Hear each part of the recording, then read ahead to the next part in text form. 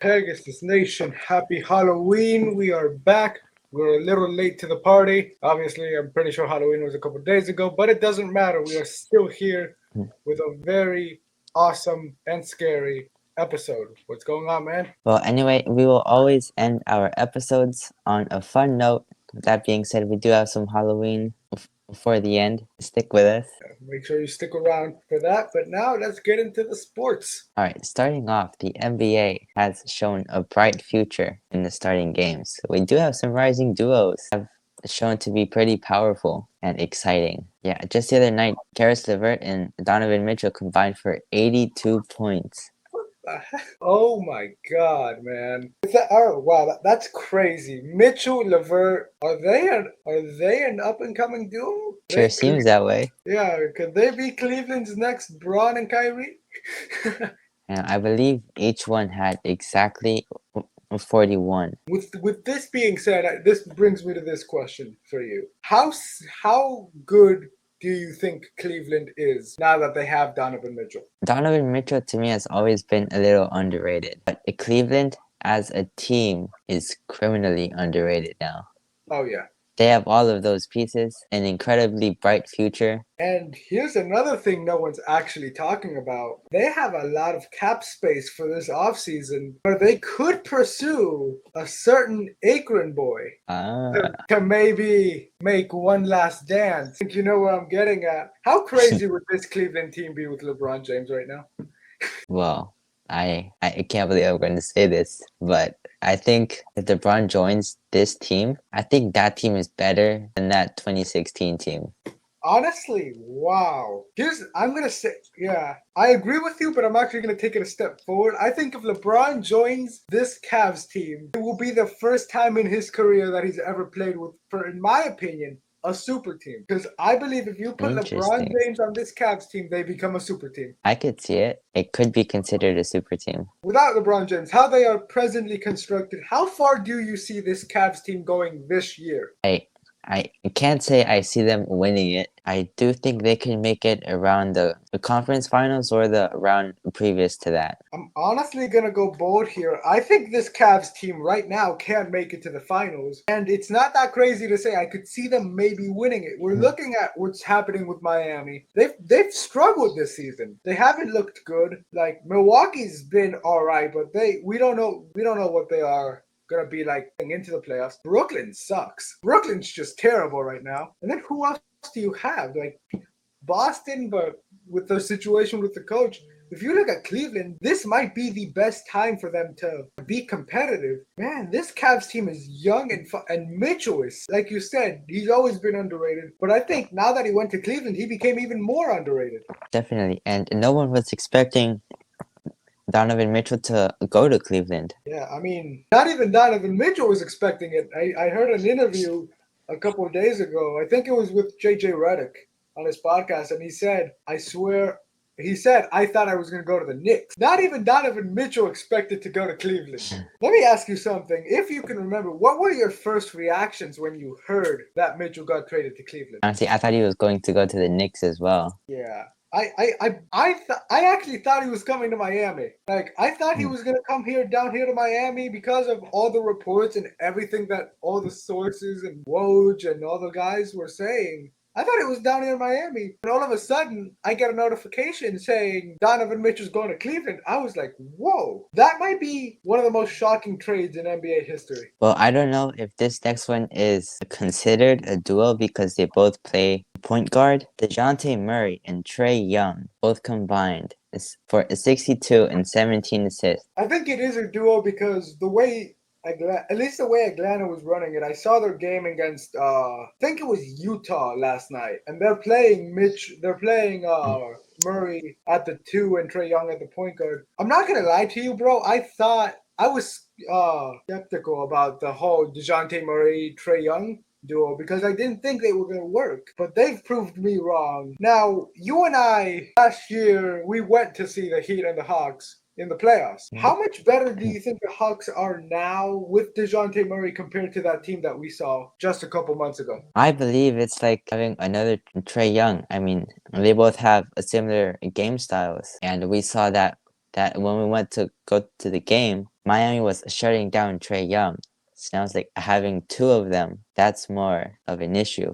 It's going to Yeah, be. my only problem, Mm. which was my big concern with Trey Young, even heading into the NBA, heading out of college, was can't really play deep. You saw that in the Miami series, especially that game that we went to. He couldn't defend, but now you bring in DeJounte Murray, who is one of the best defenders in the league and who can shoot the three. How much better does DeJounte? How much does the DeJounte Murray acquisition raise the ceiling for the Hawks? I believe it definitely brings them up because DeJounte Murray is an excellent playmaker. He can bring up his teammates and himself. And I mean, the way these two are playing, it wouldn't be crazy to me if they both become all stars this season. Like, If they keep playing like this, then definitely they're all stars. I mean, bro, the Hawks are an interesting team because my only issue with Atlanta, I know I'm probably gonna get like destroyed in the comments for this, but here's my only issue. Atlanta is better than a play-in team, but they're not good enough to be a competitive playoff. They're just in that in-between zone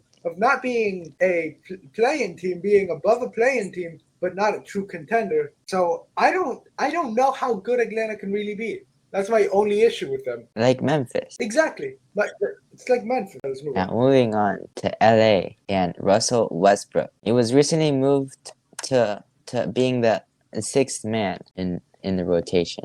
I think it's a smart decision for the Lakers to bench him. Like we said last episode, bro, you're not going to be able to trade him because he's so good that he hurts tanking teams, but he's so bad that he hurts contending teams. So you're stuck with him. Now, how much better do you think he can be now that he's coming off the bench? I believe it doesn't give him as much pressure as it did having him start. Like having him start, he has all of the pressure from the fans because they hate him. Right? Wow. I mean, it's true. Like, Lakers fans Yeah. do truly despise Russell Westbrook. And Like having him apparently, off the bench, it lightens the load a little bit. I think they're still going to hate him, though. yeah, LA that's not going fans to are just change. brutal, bro. Like, LA is just a brutal cancel culture, bro. Now, I think this is beneficial for both sides because look, now Westbrook can play more freely with the bench, and he can really be maybe he can tap into that Russell Westbrook of old and be like the give me the ball and let me go to work. Because if you're starting, you're out there with LeBron, you're out there with Anthony Davis, and they need the ball too. So I think now it really allows him to be more selfish, which is, Russ is not going to like this. It's who he is. He's always thrived under being that selfish type of player, so maybe now he can get back to that and be competitive with, Now, how do you think this helps the Lakers now that Russell Westbrook's coming off the bench? It gives more time to LeBron and AD to do their thing, carry out the game, and hopefully get more wins. Because right now, they are literally right now at the number one pick spot, and the worst part is they wouldn't even keep their pick. now there are rumors that this is most likely Westbrook's last season in the NBA. I think he should. I think he should retire because really Russell Westbrook is a prime example of that quote that you either die a hero or you live long enough to see yourself become a villain. And that's what's happening with Russell Westbrook. He used to be like one of the most loved players in the NBA when he was in OKC, then Houston and Washington. Then he goes to LA, and now the worst season I have ever seen from a player last year. And now everyone hates him. I'm not going to sugarcoat it, man. He's awful last year. Is he the most hated player right now? Right now, yes. Right now, he is the most hated. He is more hated than Kyrie Irving, and that's impressive, bro. Because Kyrie is also very hated. So yeah, I honestly think it's time for him to retire. He's made an absurd amount of money already. So I think it's just time to hang it up, man. Honestly, it's the right time for him to retire. It doesn't feel right for him to go like this. I mean, it sucks that it has to end like this. But what I fear continues to have. Let me ask you something.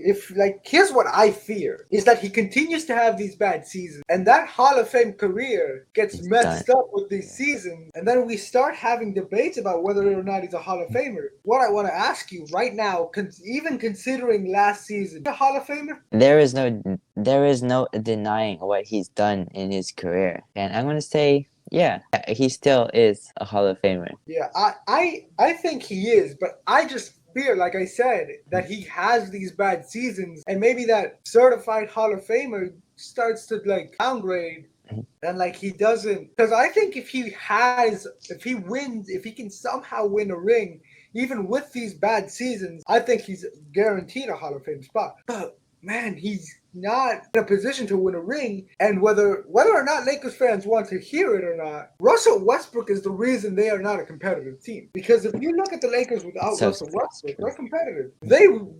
Their only win of the season was against Denver, and Russell Westbrook didn't touch the court. Damn. He was out with an injury, and they win the game. It's tough, dude. It's a tough decision, but I think it's time for him to retire for his career's sake. Yeah, if they can't trade him, because like as you said, he's too good for bad teams and he's too bad for good teams. So why don't they just? Out of respect for who he is, I think. Yeah. Because, bro, and this is not me, this is not us hating Russell Westbrook. Yeah, we would love to have Russell Westbrook on the show one day. Let me ask you this. Is he good enough for the G League? I think he could dominate the G League. Because, dude, that is something that I think both the Lakers and Westbrook should consider. Like, sending him down to the G League. Westbrook can find himself again, find himself as a player, and then come back and be That guy again. useful to the team. It's crazy, bro. It's crazy that we are talking a guy who literally broke Oscar Robinson's records just a couple seasons ago, who all of us were saying, man, this man's like one of the... I remember in like 2017, 2018, we were having conversations about this guy being potentially the best point guard of all time. And now we're talking about him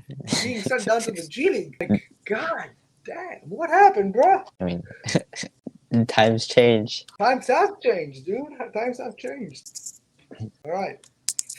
All right, now looking into the future, this is the current IKEA rookie NBA ladder. Now it's Paulo in first, Benedict Mathurin second, and Jabari Smith Jr. That's a good ranking so far. If that's how I think that could be how it finishes this season. Man, it sucks that Chet isn't.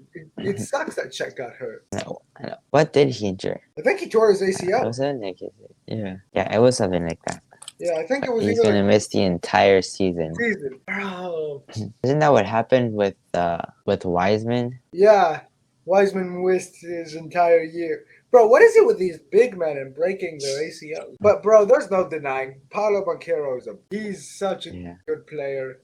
I can't wait for the Heat to play the Magic so we can go to that game. I haven't been to a Heat game this season yet. What the hell? So yeah, we gotta look into that. Gotta definitely look into that, brother. But bro, Paolo Banchero, I think right now he is my rookie of the year. At this point, I have seen at least a game of every team, and I've seen their rookies and I've analyzed it. Paolo Banchero is... What I love about him is he plays with joy. He plays with like a love for the game, and he really loves to be there. So I think he's the rookie of the year. Who is your rookie of the year as of right now? Well, you can't really go wrong with any of the rookies. And this has been one of the best draft classes. I think this might be the best draft class since like the Luka, Trae Young, Ayton, Michael Porter Jr. one. Yeah, but like as you said, like Apollo plays with an unmatched passion for the game. That he does, bro. It's just something rare that you don't find as much these days. And maybe it's the city, dude. Maybe because Orlando's a lovely city. Like they have really passionate fans. I've met a couple of people that I know are Magic fans, and they are diehard Magic fans, bro. So it could be the fans, could be the city. I don't know, but right now he is the rookie of the year. Now this past week, a lot of players have made. Now KD has passed Vince Carter for the 19th spot on the regular all-time season list. KD is special, dude. KD is like unhuman, bro. Like the things that this man can do, it's impressive. And congrats to KD for this huge milestone. And let me ask you something, KD, like, obviously we know that this is like Bronze era, how LeBron's dominated and continuing to dominate even with the struggles of the Lakers. If LeBron doesn't exist, he never exists, this LeBron era never happened, but everyone else still plays. So take LeBron out of this decade. Who is the best player of this generation not named LeBron James in your opinion? Well, if LeBron doesn't exist, I think KD is the closest thing to LeBron that is not LeBron. Dude, I think if LeBron doesn't exist and then this is not the LeBron era. I think this would be the Stephen Curry era. Man, he has revolutionized the game. He's revolutionized the game. Bro, you have kids shooting from like 20, 30 feet out because of Steph. And like we had this months ago, we had this debate after Golden State won the finals saying LeBron or Curry. Now, I want to have this debate with you. Former teammates, they won a lot together. Who was more important to the Warriors, Kevin Durant or Stephen Curry? I'm gonna say Curry. I mean, Right, simply because like KD was just searching for rings, right? He left Golden State to win by himself, and yeah, I mean, look at what he's going through right now. now this is my question. With that being said and all of that, who's better all time for KD? Man, that is a tough question because man, KD, he's a freak, man. He's dominant, he's insane. But I have to agree with you on the Steph Curry part, on the sole fact that he's like almost like transformed the game in a way that Jordan, LeBron, and Kobe never could. Because outside of Jordan with his shoes, and then like outside of Jordan with his shoes and like the style, he influenced the 90s a lot. Man, we haven't seen a player do that since we haven't like Steph influences the game, has influenced the game over the last 5 to 10 years in a way that we have not seen before. And that's insane to me. Steph Curry has done that. Now, with that being said, is Steph Curry underrated when it comes to the GOAT debate and all-time talk? I'm gonna go bold here and say yes, he is underrated. He should at least be considered for the argument. I'm actually going to sit up and look at the camera because before I say this, I want all of you to comment your opinions about this take that I'm about to give. Okay, I'm ready for this. I think I know where this is going. Yeah. It's not what you think, but it's also what you think. I don't Because think we he's have the talked GOAT. about this before.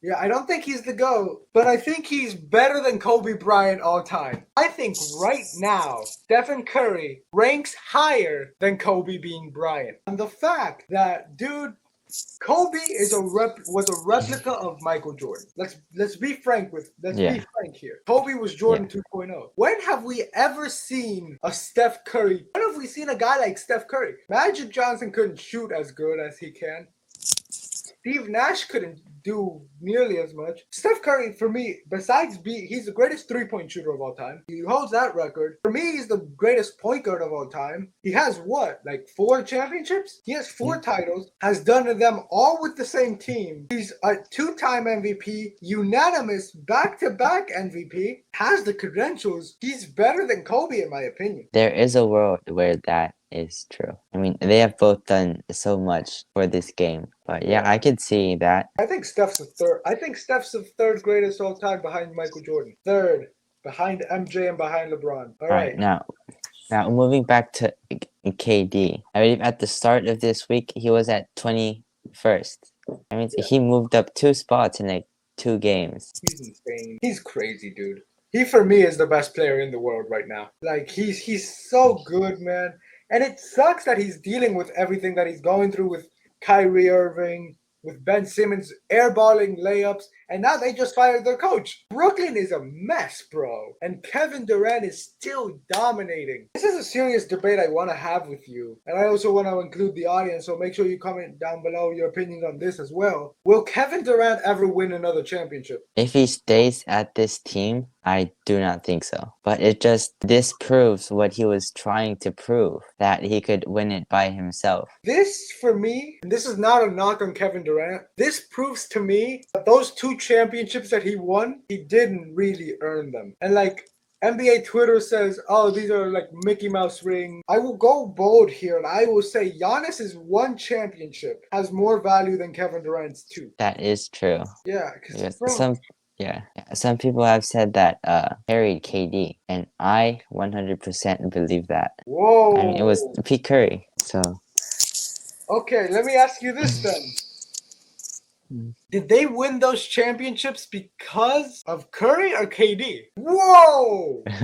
Here's where I disagree with you. I think Kevin Durant won. The reason they won those, for me, KD helped. I think KD was. Look, I think Kevin Durant was the reason they won that. The 2017 one. I think the 2017 one was Kevin Durant. He was dominant. I don't think without KD they win that championship. Now 2018, I think Steph Curry, because of that playoff run where Kevin Durant got hurt. Well, wait, no, that was the next year where Kevin Durant wasn't great. I think they swept Cleveland because of Steph. I do think both KD and Steph played a huge part in those championships. Yeah, I mean, KD helped. There is no doubt about how great he was. Yeah, I just feel that way. Yeah. All right, now moving on. LeBron James has become the player with the most 20-point games, 1,135, passing Karl Malone. Karl Malone. I forgot about Karl Malone. LeBron is aging like fine wine, bro. He's breaking records after records, and he's also on pace to break Kareem's. Like that my friend is gonna be like an episode in itself. Whenever he breaks it, Yeah.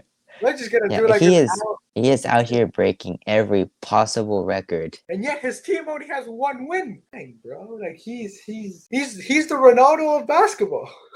His Yeah. teams are struggling, but he's still dominating. I mean, he's breaking records. I had no idea over records. Like, bro, when I heard he broke the record for most 20-point games, I'm like, that was a record? Jesus.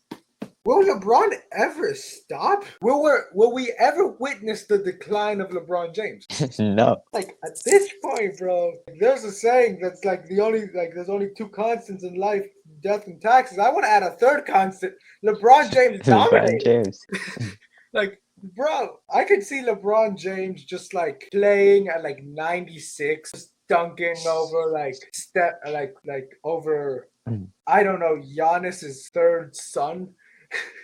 Like He's LeBron gonna be is like 80 years old and still have a crazy vertical. yeah, dude, LeBron's gonna like be like 80 years old and still be dropping 50 points a game. Like even if he ever does retire, he's gonna be like one of those grandpas that just like he's gonna be Uncle Drew, bro. Exactly like Uncle Drew. Yeah, this man just doesn't stop. He's gonna be in the park one day and he'll be like, "Oh man, that's."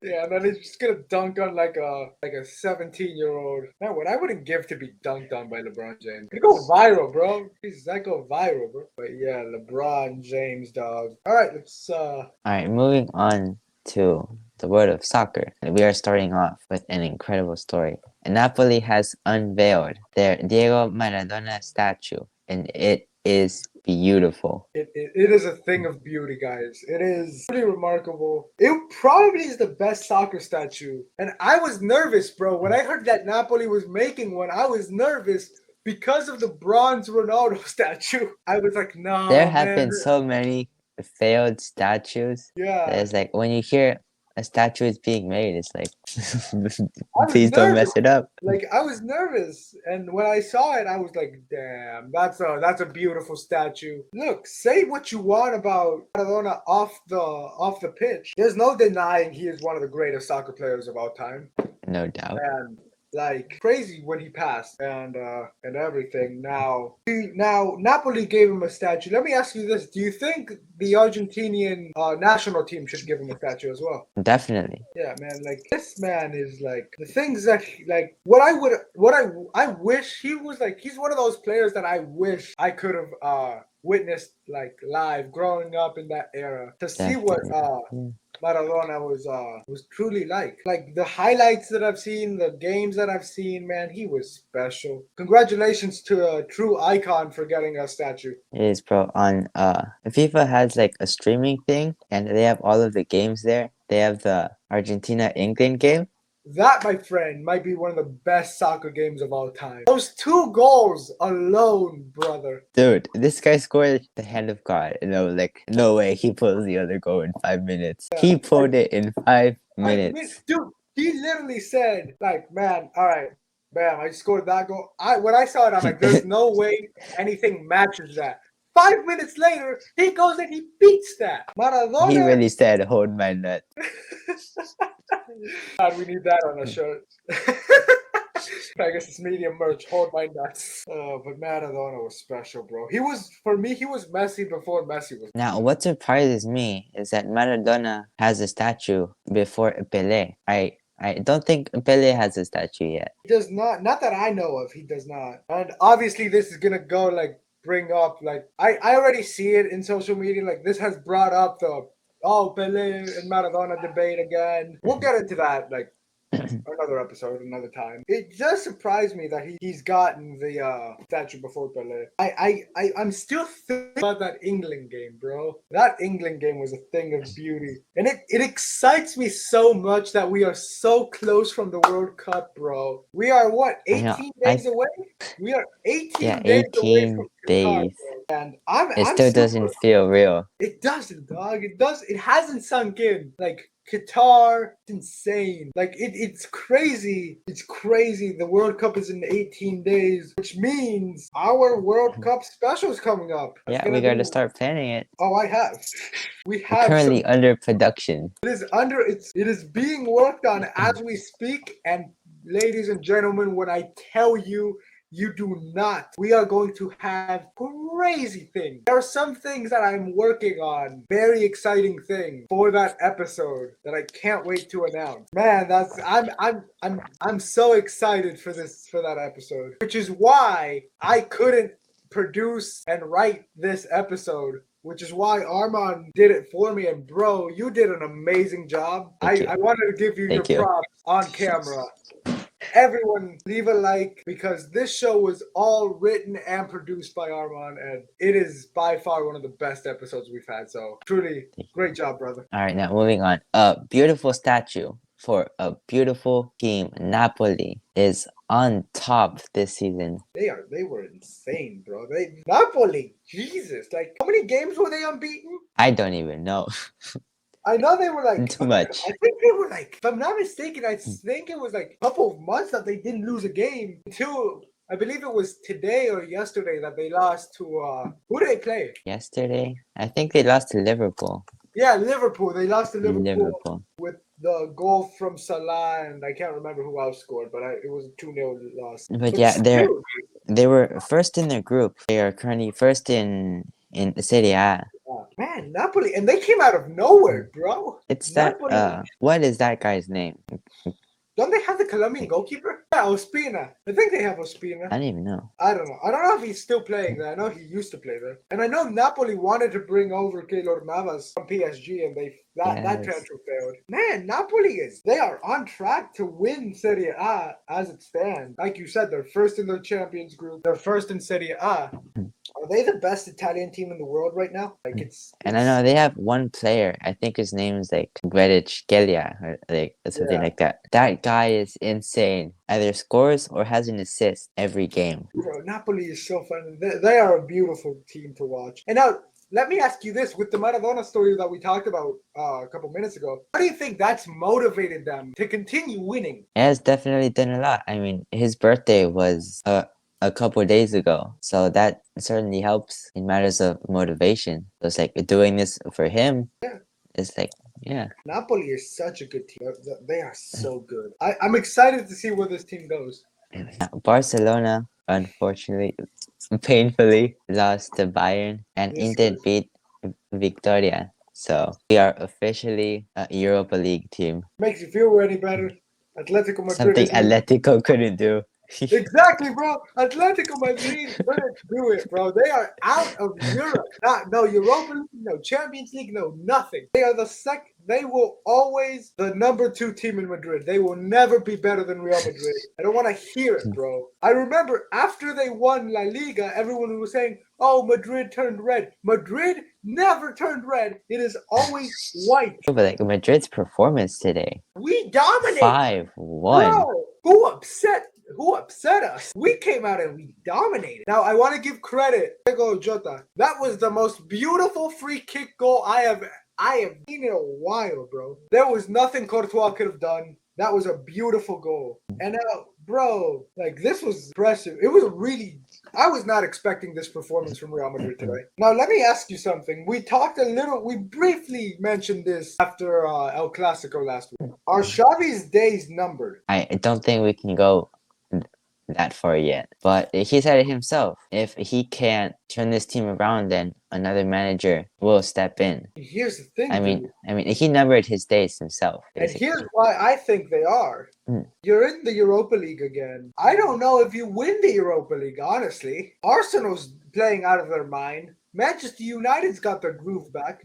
Juventus looked really good against PSG today. So it's a tough competition. Not to mention you have teams like Villarreal and Sevilla who can poach. Let's hypothetically say they don't win the Europa League. La Liga's looking difficult because you're going to have to face Real Madrid again. Yeah, and if we lost to Eintracht Frankfurt last year, who's to say we can beat these big name teams? Yeah. So I don't know. I think that his numbers are.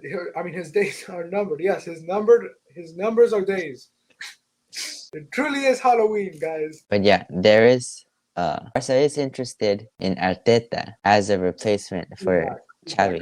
He's not leaving Arsenal. I know he's not going, but like I don't think even if he went to Barca, I don't think how do you think he would do if he went to Barca? I don't think he'd do well. I don't think he'd fit. There is one coach that I think could maybe turn around Barca, and that's Thomas Tuchel. I think Thomas Tuchel could help because he could motivate, he could bring life into Barca, and he has experience. Like if we remember what Chelsea was before Tuchel got there, they were bad. Like, they were not a good team, and then he brings them and takes them all the way to being Champions League winners. I think he is someone who should be looked at as the replacement potentially. I think Zidane could also be an option, but I don't think he'd do it just because of the history with Barca and Real Madrid. I think Pochettino would be an interesting coach.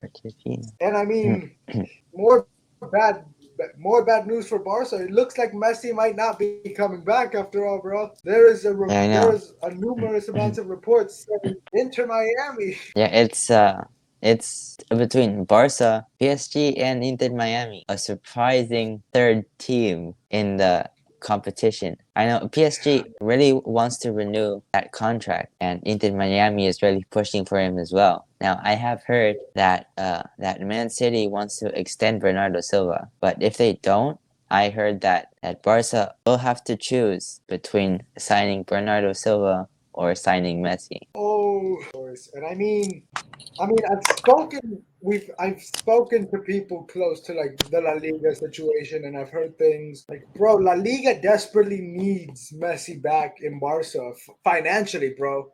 Like, Liga is struggling financially, dog. Like, really, now you only have one Spanish team in the Champions League, which is Real Madrid, with Atletico not going to not even Europa. It's like financially struggling. So I think La Liga is pushing for Messi to come back so ratings and money could start generating again. But it's looking like Inter Miami might be where he goes next season. And nothing's confirmed yet. I heard that. I know talks are already intensified. I don't know if that's the right word. I heard that they will continue talks in January after the World Cup. So I know David we'll Beckham. see how things go.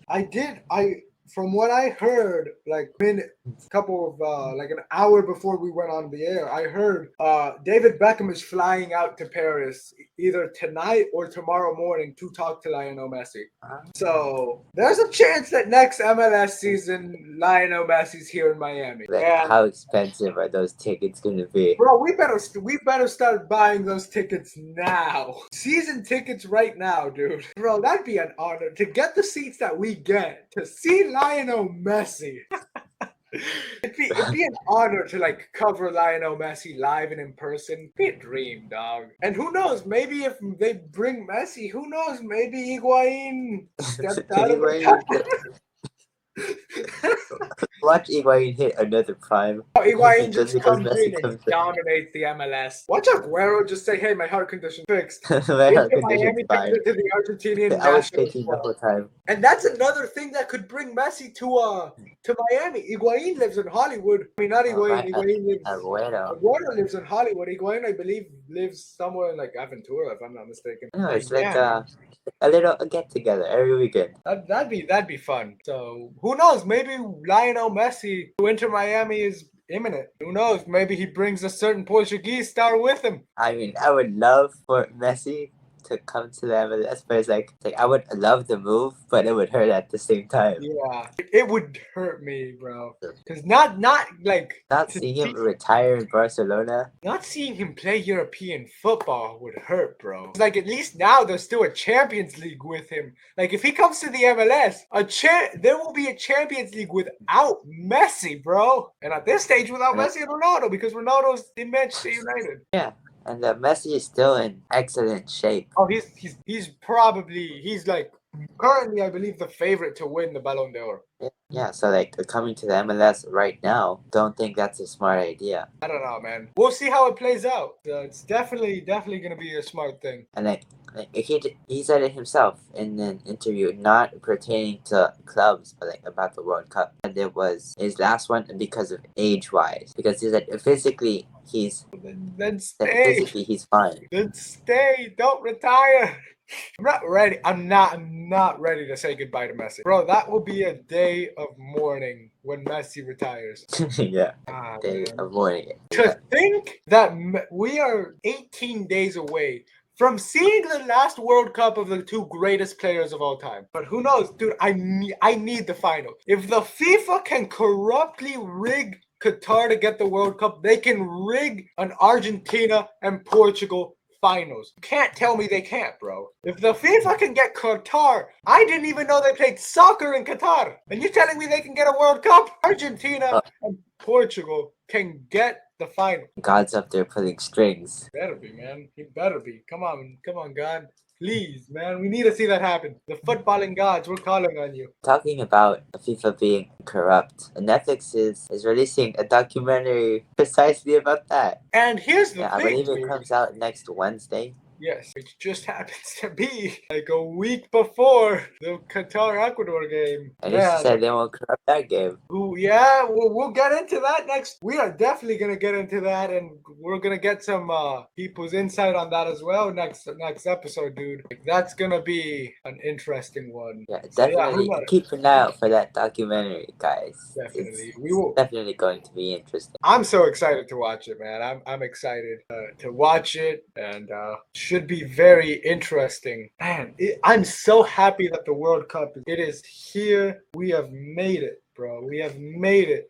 Like, literally, I love everything about the World Cup. From the album to everything, bro. We are here, dog. 4 years in the making, and the Qatar World Cup is here. While we're on the topic of the World Cup, why don't we do the international stories right now? We have heard that Paul Pogba had surgery on his knee, I think, right? So he had a chance. Well, a few days ago, he re-injured his knee, so now he's out of the World Cup. Man, he gets healed and then re-injures it. Man, yeah, and that French squad is dealing with a lot of injuries, dog. Now it's Pogba. Varane got injured just previously to Pogba. Yeah. Now Kimpembe got injured, I think yesterday or the day before.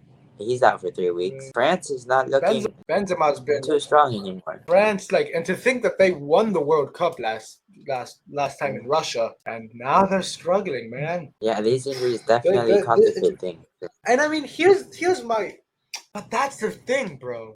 The World Cups are usually in the summer, so during the off season for players. Now you're having it in the winter. Mid-season, players are bound to get hurt. Honestly, I love the World Cup, but what the FIFA did, giving it to Qatar and making it during this time, for me, it's just plain out disgraceful. Qatar does not. It shouldn't be happening. Should not be happening during this time, and Qatar shouldn't be hosting the World Cup. Like you see the rules that they're enforcing. You see like everything going on politically with Qatar and stuff. It's a bad move making the World Cup in Qatar, but here we are, 18 days away, and the timing is impacting teams because there's a lot of injuries, bro. Yeah, not just for France. A lot of injuries have been impacting a lot of the big name clubs like England, France we just talked about, Argentina. Thankfully Argentina and not so much. Oh, if Messi gets hurt, I swear to God. I did hear, I think yesterday that Giovanni Lo Celso got injured. I think he's currently under evaluation to see how bad it is. Yeah. That thing on Twitter, Messi and the disease of being the GOAT, bro, it had me shaking. And the picture too, he was on the floor.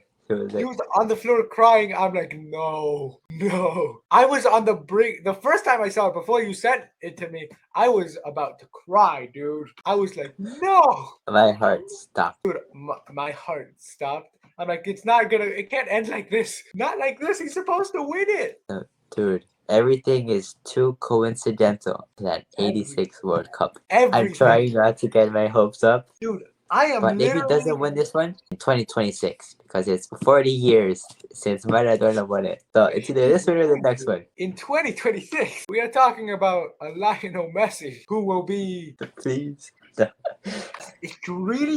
It really is now or never for Messi and Ronaldo. I know, it's like, it's the last World Cup for Messi, Ronaldo, Neymar, and like, everyone wants all three of them to win, but only one team can win. And that's what makes this World Cup so special. That, dude, it's the last World Cup for everybody. For Modric, Ronaldo, Messi, Benzema, Lewandowski, bro. Like, Yeah, our Suarez, Gianni, who else? golden era of football is ending right before our eyes.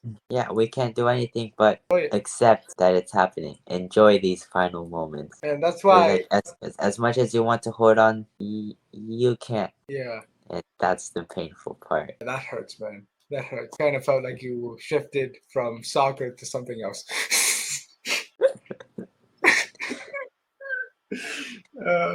God, why are we so lonely? But man, in 18 days from now, we will be talking about the World Cup. It is gonna be huge, man. I am so excited. Yeah, on some brighter, Kevin Phillips and Reece James are still aiming for that World Cup. I mean, that would be really helpful for an England team. That those two coming back healthy could do a lot for England in the World Cup. All of them are. Yeah. Kevin Phillips, not so much as Reece James. They're They gonna could need make Phillips, bro. They're gonna need a Phillips, big especially because of how good that group, like how underrated that group is with the U.S., with Iran and Wales. You're gonna need to go defensive a lot, and Phillips helps a lot. He's like really, I think he's the best CDM they have. Now, talking about that group, Weston McKennie could also be out with a thigh injury. That one actually hurts. If you look at the U.S., we have options in that midfield with Gio Reyna, with Tyler Adams. You could maybe see a Tyler Arnoldson maybe making a surprise appearance now. But bro, what Weston McKennie brings to the table is really like that leadership.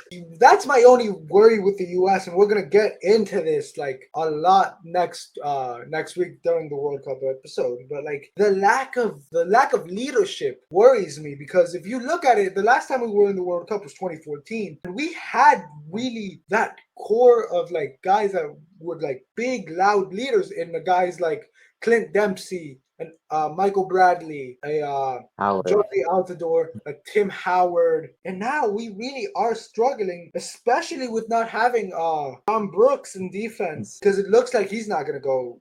We're not gonna call him. It's tough, man. It's a tough. I'm worried about the U.S., especially if we don't have Weston McKennie.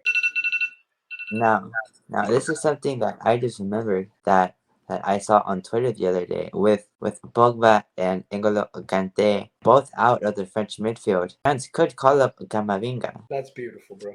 That makes me actually very happy, because I think Camavinga is disrespectfully and criminally underrated. He is good enough to be if he wasn't on Real Madrid, he'd be a starter on any team. So dude, I hope he does. Come get called up, and I hope he shows. I hope he has like a James Rodriguez type World Cup. I mean, really, there is no other option than Camavinga. Yeah, and it's gonna be lovely to see how he can do it. Man, a lot of injuries. Yeah, and the last injury of tonight. I know this one is pretty late, but is out for a month according to club. So that means he's going to miss. I don't know if he was called up. Don't think he was, but he's gonna miss the World Cup. But what I heard from some doctors close to Liverpool and stuff, and from reports that I've read, he's out for the rest of the season. Like, he might not come back this year at all, which now hurts an already struggling Liverpool. Man, Now, I saw on Twitter that Liverpool is closer to the relegation zone than the top four. Dude, this is a team that was in the Champions League finals last year. Like they were in the Champions League finals, and now they're closer to the relegation zone. Like next season, they might not play any competition outside of the Prem. We might be looking at a Champions League with no Liverpool, a Europa League with no Liverpool. I want to say this right now. They took a worse turn than Barcelona. I mean, we weren't this bad. I mean, I'm not saying they're bad, but their They're bad. circumstances. They're bad. Yeah. Dude, Yeah. when you have a team that was in the Yeah, finals they're of a bad. major European competition and you now go to being potentially relegated, you're just bad. It's tough. And I'm going to go bold here. If they don't actually get their things together, they will get relegated. They will get relegated. And if they get relegated, Klopp might get fired. I have seen some stories that he might. Dude, it's tough being a soccer coach. It really is. Because it's really one of the very few businesses that are like solely performance based. And not just like performance based, because if you're winning, the owners love you, the club loves you, the fans love you, everyone loves you. But if you start to lose or start to struggle, no matter how good of a coach you are, they're gonna hate you. You're probably gonna get fired, and it's a really difficult job, man. Like what happened with Thomas Tuchel. He is, for me, one of the best coaches we've seen in years. Bad results, got him fired. Yeah, I think after they lost to Dynamo Zagreb, that was it. Us in the media, we criticize coaches and teams a lot, but it's tough. It's a tough job as well, man. So on other terms, both De Gea and Gerard Piqué made the preliminary squad for Spain, which consists of 55 players. Piqué shocks me because of how good that Spanish defense is, but I like the fact that Piqué's there because they're gonna give him his proper send. I hope he stays there so they give him that proper send off. But I am surprised. I mean, yeah, he does deserve that proper send off. But I am surprised in a way that they called because of his current performances. Yeah, didn't he say he was gonna Didn't he retire from international play? Oh, true. Sure, didn't that happen? Yeah, that did happen. I remember talking I remember hearing about it a couple of years ago. Did he just unretire? Right, it seems like it. It seemed like it. Man, Piqué. I don't think he should go to the World Cup. Like obviously he's a legend, but dude, we've seen the performances he's had this season with Barca. I don't know, man. I don't think he's in the best performance shape to be in the World Cup. I think David De Gea absolutely should be in the World Cup. I think he's still the best goalkeeper Spain has. I'm surprised he wasn't in the squads in the first place. Yeah. I don't think he was an album, right? He wasn't. I have the album on me. Man, I love this album. So yeah, he definitely deserves a spot on the squad. He is not in the album. He's not in the album. By the way, shout out to the album. True OG. So yeah, he definitely should be in that squad. Alright, so Dani Alves, to stay in form for the World Cup, is training with the Barcelona B team. Isn't he in Mexico? I honestly don't know anymore. Yeah, because I could have I know he plays for Pumas, but I don't know. I don't know, bro. I thought he retired, and then I see him in Barca, and I'm like, oh wow, he didn't retire. Then I thought he retired. I don't know. It's hard to keep up with him. He's like a Kardashian. You need a keeping up with Dani Alves. Yeah, training with the Barca B team is it's the first time I've seen something. It's the first time I've seen a player do this. Yeah. It's a smart thing to stay in shape because he knows he's not going to get minutes in the regular squad, and even if he still is in Mexico, like the competition of Mexico compared to even a secondary squad in Europe is much greater. So it's a smart decision by Dani Alves. Moving on, Ukrainian FA has asked FIFA to exclude Iran from the World Cup. Now, Iran is suspected of supplying weapons to Russia and are accused of violating FIFA's laws on human rights and discrimination. I'll start with you. What are your thoughts on this? Honestly, it made things easier for the US. It would. It really would. Here's the way I look at it, and this is my personal view and personal opinion. I think, look, politics and sports should not match, should not mix. I think, look, Iran, they already are in the World Cup. I'm not here to talk on the whole political side of it because that is not our expertise or aspects, and I'm not gonna do that. But dude, I don't think, in my personal opinion, I think they should stay in the World Cup because are you going to change? Like, are you like these players are preparing for a World Cup, bro? We are 18 days away from Qatar. You gonna get Ukraine there in 18 days? Think those players are focusing on football right now with everything going on in the country? You think they're fit in shape right now? I don't think it would be like switching them for the Ukraine team, but like yeah, like as you said, they can't go ahead and take out Iran and swap them with another Not team. 18 days, bro. Let's say they do it. Who do they put? What team is in shape good enough to go to a World Cup in 18 days? Definitely not Chile. Don't even think about it, Chile. Don't. No. I already see it. I already see the Facebook post. I already see the commercial saying we should do it. Just leave Ukraine in. If it's between Chile and Ukraine, just leave Ukraine in. I mean, if they did take them out, it would have to be some Middle East team, a team from that region. Who knows, bro? But here's the thing, dude. Chile would find a way. Like they'd sue FIFA for Christ's sake. But I don't think they should. I think it's really, if they wanted to do this, they should have done it months ago. They should have done this when they should have made this decision when they banned Russia from like competitions and stuff. Yeah, well, it's too late to do anything now, so yeah. So might as well just keep them in. On other news, according to a trainer, it seems this is not Luka Modric's last international. According to the trainer, he said Modric could play in the Euro 2024. Yeah, I think so. I could see it. And honestly, depending on how he does in those Euro games, he could make it to the 2026 World Cup. But yeah, how old would he be then? How old is he now? Like 36, 38? I think he's like 38. Yeah, I think he's like 38. So yeah, no, probably not a World Cup, but in his 40s, takes care of his body. I can see it, bro. I can definitely see it. And I would love to see Modric continue playing. Ex-teammate Cristiano Ronaldo. The other day against, I think it was the Sheriff, right? He scored his first non-penalty goal of the season. That is so upsetting, dude. His first actual goal. It's so upsetting. It's not upsetting because of bad player performances. The reason he doesn't have a goal is because he doesn't play. He's Cristiano Ronaldo. He should be playing every game. He still has it. He's not out of touch. That was a nice goal. Like, he's scoring goals, bro. He can do it. Quite frankly, I'm tired of talking about it, dude. I mean, I'm done, dude. Ten Hag is he has it out for Ronaldo, and it really upsets me. After he scored the goal, he said that Ronaldo is very important, and that hopefully he becomes more important.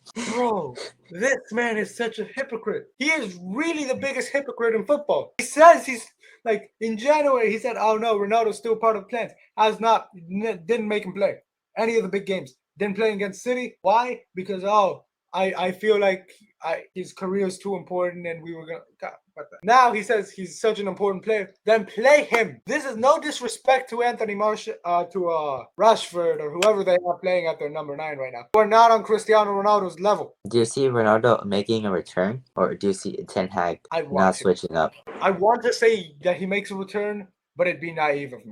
At this point, I need to see it to believe it. So I still think he's not gonna play. Now, I want him to play, bro. It would be beautiful. Because, dude, they're wasting his final years, and they don't want to sell him. Yeah, they don't. At this point, he's just keeping him so the other teams don't beat him. He's literally a bench warmer. He is the bench warmer right there. And Ten Hag is hoarding Ronaldo. Honestly, Ten Hag is holding Ronaldo hostage in Manchester United. Well, hopefully he leaves Man United, because there have been reports that Cristiano Ronaldo bought a $21 million home in Lisbon. Chelsea wants him. Chelsea wants him, bro. They are seriously interested in him. Inter Miami wants him, obviously. He could go back to Sporting. I don't care where he goes. He just needs to get out of Manchester, bro. Needs to get out of there. It's like a horror movie, bro. Escape Manchester. But yeah, for him to go back to Sporting, he would have to take another massive pay cut. But at this point, just do anything to get out. Just play, bro. Go play there for free. Just play, dude. At his age, dude, money shouldn't be a concern to him. He has enough Exactly. money to literally live for the rest of his life. And then On a side note, Manchester United just 3 points behind Tottenham, who is in third. I mean, Manchester United, they are a good team. Just if Ronaldo was playing, they'd be better. And I don't know what's more surprising. The fact that Tottenham is in third place and could maybe, who knows, actually win a trophy this year. Or the fact that Manchester United came back from being like 20th to fourth. Honestly, this Premier League is the most wild season I've seen in a long time. Bro, this whole soccer season's been wild, bro. Barcelona in the Europa League, Atletico Madrid not playing European competition. Juventus is in the Europa League. You have Napoli, who's going on a run. Liverpool is struggling. Chelsea's all right. Leeds is actually playing good. Like it's such a crazy season. Ronaldo's not playing. Messi's back to dominating. It's a crazy good year. It's a crazy world we live in. It is a crazy world we live in, bro. And like it's a crazy sports world, dude. If you think about it, like go back to where we were a year. Like think about it. The Nets are struggling. The Heat are struggling. But then you have teams like Orlando who are doing good. San Antonio, Charlotte's doing really good. Golden State can't win a game away from home. The Lakers suck. Like it's crazy, bro. I mean, how much things have changed. Who knows? Maybe by the end of the decade, we'll see big names being relegated and like other teams Yeah, bro. rising That up. could be. Who knows? Yeah, maybe new teams from the B League I mean, ascending dude. into the first division. You know what? I'm going to say this right now. I'm going to go bold. By the end of the decade, by the start of 2030, 2031, Wrexham will be in the Premier League and they will win it. A fifth division team will come back from the dead and win the Premier League in 10 years. We'll look back at this video and you will all thank me later.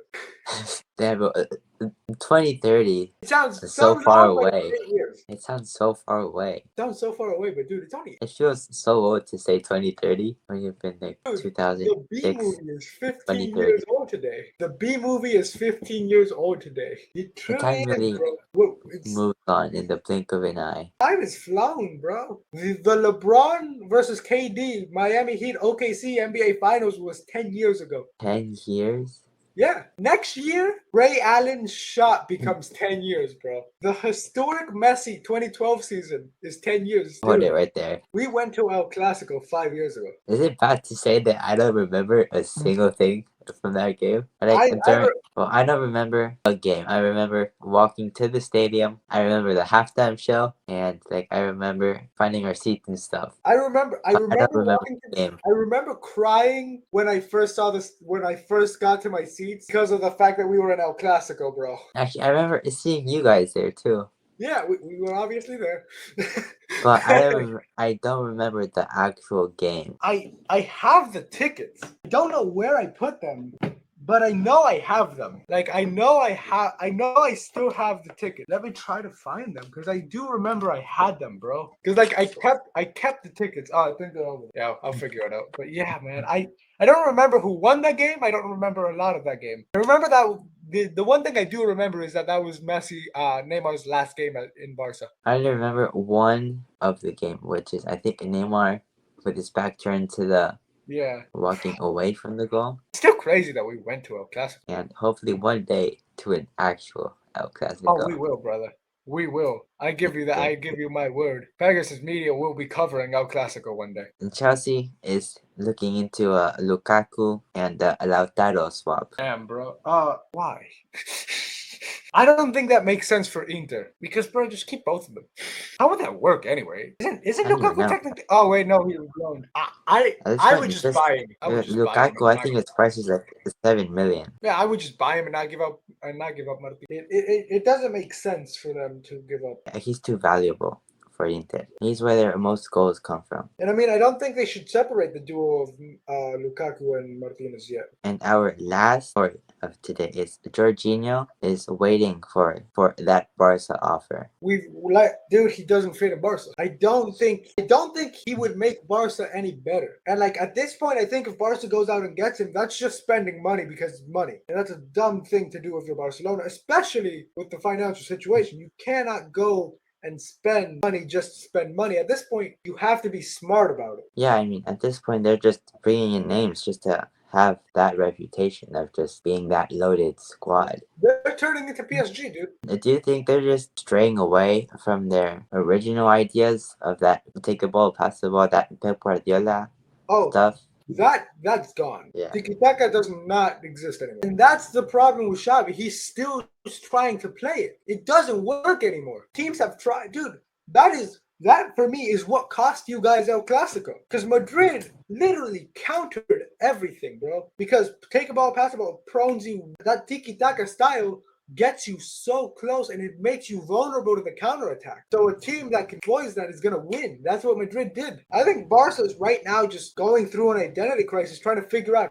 who they are. And that's why we're still going into the Europa League. Halloween stuff. What is in honor of Halloween, what is your all-time Halloween movie? Like, I'm not very into like the scary movies and stuff. I think it is a really good movie. I like the Halloween movies, the original ones. I think the new one that came out, Halloween Ends, that sucks. It's not a. I think an underrated one is Midsummer. Bro, that movie, holy cow. My recommendation: do not watch that alone at midnight. Don't do it. Trust me, I won't. It will give you traumatic. It will leave you questioning everything in your life. How about you? What is your all-time favorite? I'm not too into my favorite Halloween movie in that genre. Is probably those Freddy Krueger movies. Yeah. But I do love a good Halloween Disney movie. Oh, all right. With that being said, let me ask you this: what is your favorite piece of Halloween candy? Probably Kit Kats. Hey, my house has a ton of Kit Kats. If you want to come over. No, I'm not kidding. I'm not kidding, dude. I bought like a ton of candy because I thought everyone was good. No one showed up. There was nobody. There was no dude. What is wrong with this generation? Kids don't trick or treat. Bro, I remember how excited I would get to just dress up and go knocking on doors, hoping to get. Dude, you remember when we used to trade candies in your room? Yes. We used to do that like if we were like general managers of sports teams. Bro, and now no one shows up. They're all playing Fortnite. What is this? My dad turned off the lights of the house so no one would come. But like I got home from practice, the streets were empty. Dude. I was like, it's Halloween, right? Yeah. Like, no one was out there. No one, dude. I mean, I don't know if it got like busier like in the afternoon. I didn't enjoy my Halloween. No need to get into that. But man, what's going on? Trick-or-treating was such a fun part, bro. Like dressing up, picking a costume. It was honestly growing up one of my favorite holidays. Just walking around, getting candy, trading candy, getting scared. No, man, it doesn't feel the same anymore. it's like the magic. Yeah, we sound so old. We sound, jeez, bro. We're just complaining about the generation. We are this generation. Like, dude. Now, for our final story of the night, what was your Halloween costume? I didn't get to dress up this year. I had a medical emergency. What I was going to dress up as was I was gonna be Max Verstappen, the Formula One driver for Red Bull. I had like blue jeans. I had his team shirt. I was gonna like wear a helmet and I was just gonna like sit in my in a slingshot. Sadly, didn't get to do that. How about you? What were you for Halloween? Well, I did a repeat of a costume. So I was Slash from. I was the guitarist from Guns N' Roses. Halloween, what's happened? Dude, is it just me or do holidays does life not feel the same as when we were like growing up? Like holidays like Valentine's Day, dude. I will always have this fond memory of like going to my school and just getting all these, like having a mailbox and having all my classmates put them in my mailbox. And I used to get so excited. Oh, the candies on Valentine's Day. The candies, bro. They don't do that anymore. They don't even do like the send your friends some stuff. Yeah, dude. Everything is virtual nowadays, dude. Like they do those, but they're on Instagram. I'm like, that's not the same. We really have to stop. Like, but dude, it's so. And then even like if you think about it, Christmas, dude. Like Christmas and Halloween's like just don't feel. They don't feel the same. They don't feel like the old, because like everything is so like commercialized and stuff. Man, like remember, here's something that that has changed and I miss it and it breaks my heart. Remember going Easter egg hunting? Yeah. Yeah. And like, dude, losing a tooth, getting the tooth fairy to come. Like, that's not really a Dude, holiday. Kids are watching. We are not gonna break their spirits today.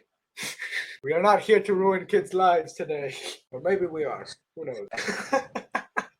Yeah, man, but life just doesn't feel the same, dude. And I keep seeing those TikToks of like, let me take you back to like a certain years. I don't know why they make me emotional, bro. Like I saw one of 2016, bro. I miss like the bottle flipping challenge, dabbing. Remember the mannequin challenge? Dabbing. Oh, the mannequin challenge? Yeah, like not moving. Dude, I did that one. Like I remember doing one of those while like I was getting like an MRI.